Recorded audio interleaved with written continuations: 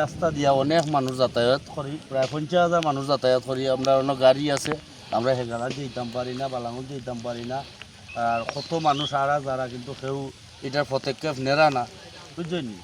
আমরা যে গরিব সকল যাইতাম কই আমরা বাড়িঘর ভাঙ্গিয়া নের কি ও ফেঁকে মানুষ আওয়া যাওয়া করবে। আপনারা দেখাও রাস্তাটা যত দ্রুত হারেন মেরামত করার লাগি, আর নাহলে আমরা গরিব মানুষ যে অন্য হানো গিয়া যে আমরা 200 জায়গা কিনা বাড়িঘর করমু, আমরা লাই ব্যাড লাগ। এই যে আমরা রাস্তাটা দীর্ঘদিনের মানে স্বপ্ন আছিল, আমরা ছোটো মানটাই দেখি দেখি আরাম ও রাস্তাটা খালি খাজ হয়। আমরা বহুত খাদামাকি ইবা গেছি গাড়ি লইয়া, তখনকু আমরা এই যে সড়কটা এই কয়েকদিনের ভিতরে তোমার সড়কটা বিলীন হইয়া গেছে। আমরা ব্রিজটা দেখলাম, আপনারা বাড়ি আছে, এই গালাত বাড়ি আছিল, সামনে বাড়ি আছিল, সব নিচে এইরকম বাঙ্গা আমার বয়সও আমি কোনোদিনই দেখি নাই। কিন্তু আমরা এই রাস্তা দিয়া অনেক মানুষ যাতায়াত করি, প্রায় 50,000 মানুষ যাতায়াত করি। আমরা অন্য গাড়ি আছে, আমরা হেগালা যেতাম পারি না, বালাঙ্গল যেতাম পারি না।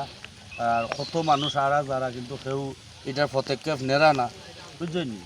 আমরা যে গরিব সকল যাইতাম কই আমরা বাড়িঘর ভাঙ্গিয়া নের কি ও ফেঁকে মানুষ আওয়া যাওয়া করবে। আপনারা দেখাও ফেঁকে আওয়া যাওয়া করে। আমরা এই যে রাস্তাটা আপনার সরকারের কাছে বিনীত অনুরোধ রইল, রাস্তাটা যত দ্রুত হারেন মেরামত করার লাগি, আর নাহলে আমরা গরিব মানুষ যে অন্য হানো গিয়া যে আমরা 200 জায়গা কিনা বাড়িঘর করমু, আমরা লাই ব্যাড লাগ, বুঝছেন।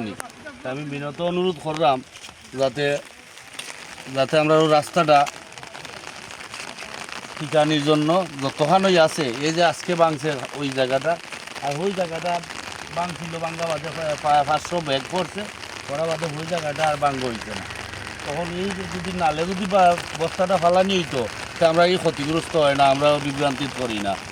সরকারের কাছে বিনত অনুরোধ জানাই, আমরা দ্রুত আমরা গরিব সকলরে বাঁচাইতা। আমরা ছোটো মানুষেরই আমরা আশঙ্কা, আমরা বাচ্চা কাচ্চা আছে, আমি একজন কর্মজীবী মানুষ, ড্রাইভারই করি।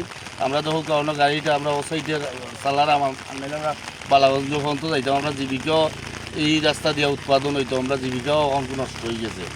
দ্রুত সরকারের কাছে আবেদন করলাম আমরা এই রাস্তাটা যাতে দ্রুত হয়। এখন নিচে দিও, বাড়ি নিচে দিও, এখন আর একবারে আগে আশ্রয় লইতাম, আমি বাড়িও লইয়া যার।